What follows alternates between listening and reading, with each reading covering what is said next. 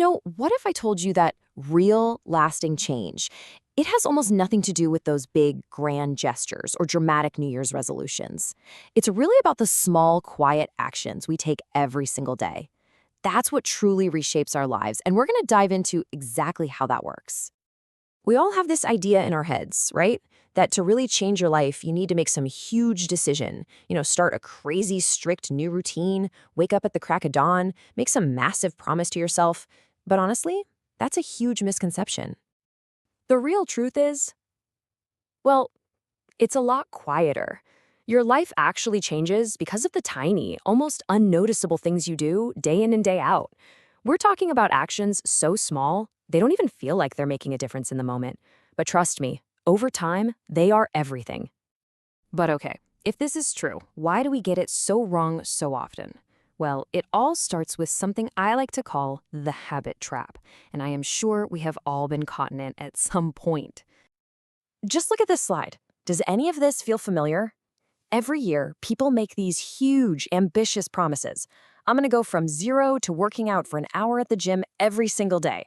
The intention is great, for sure, but the strategy is flawed right from the get-go. And this just perfectly illustrates that predictable cycle.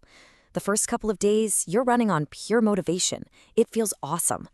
But then, life gets in the way. You're tired, you get stressed out, and that giant habit suddenly feels impossible. And then, within a week or two, poof, it's gone. So why does this pattern keep repeating itself? Well, it turns out the reason has way less to do with your willpower and so much more to do with your brain's fundamental wiring. Now, what's really fascinating about this is the concept of brain resistance. See, your brain is a survival machine. It's designed to conserve energy and avoid threats. A sudden, massive change in your routine gets flagged as a potential threat. And so your brain fights back with procrastination and all those little excuses that just pop into your head. So the most important point here is this. When you fail at a big habit, it is not because you're lazy or unmotivated. It's because the habit was simply too big. You were literally fighting against your own biology. It's a strategy problem, not a character flaw. All right, so if big habits are the problem, what's the solution?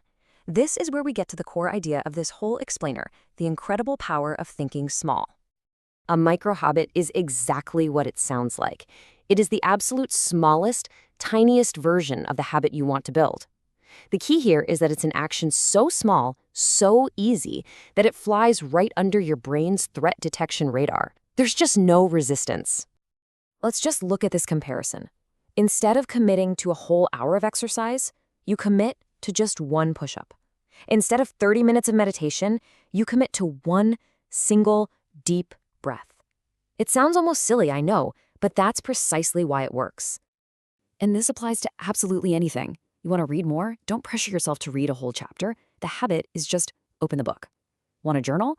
The habit is to write one single sentence. See, the goal isn't the big outcome. The goal is just to start.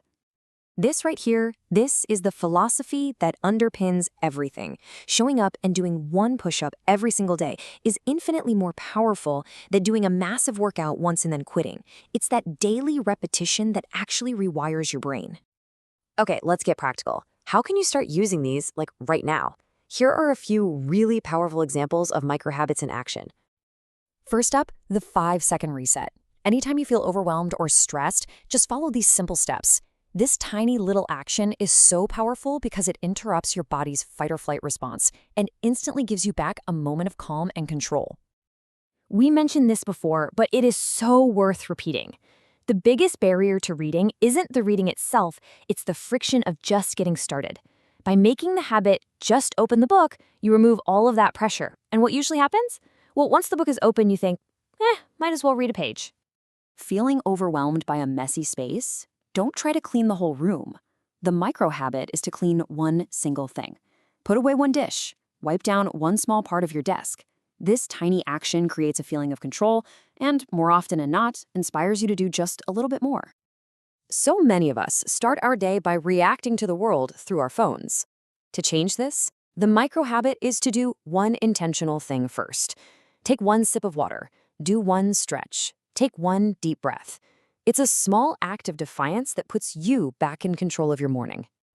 But why does this really work so well in the long run? The real magic of micro habits, it isn't just about the actions themselves. It's about something much, much deeper, your identity. So let's recap why this is so effective. We know they work because 1, they lower resistance, and 2, they don't rely on motivation, which we all know is fleeting.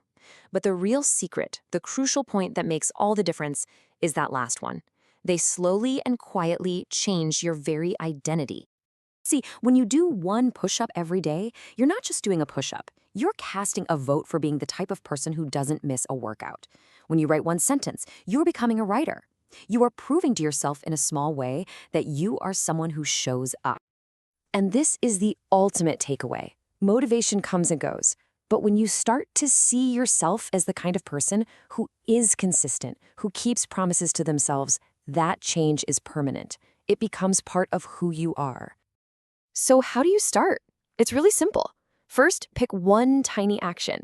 Second, link it to something you already do every day, like brushing your teeth or making coffee. And third, make it so ridiculously easy that you can't possibly say no.